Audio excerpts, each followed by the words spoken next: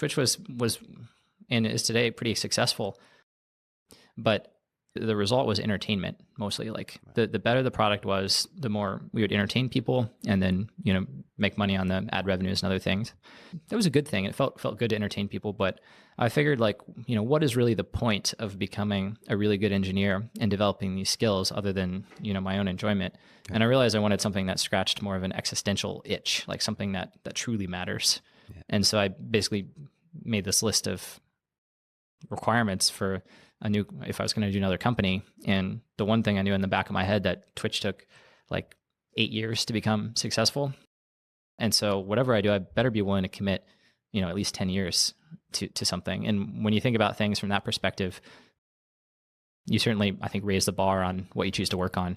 So for me, the three things were it had to be something where the technology itself determines the success of the product, like hard, really juicy technology problems, because that's what motivates me.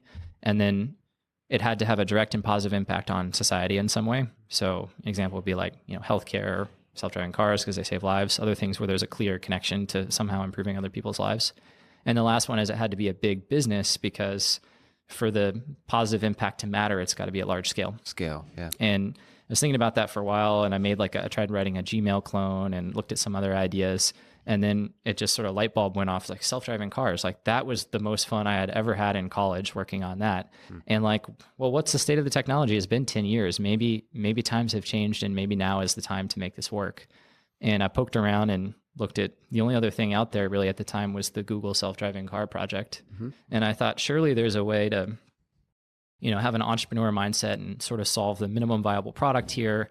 And so I just took the plunge right then and there and said, this is something I know I can commit 10 years to. It's probably the greatest applied AI problem of our generation. That's right. And if it works, it's going to be both a huge business and therefore like probably the most positive impact I can possibly have on the world. So after that light bulb went off, I went all in on Cruise immediately and got to work.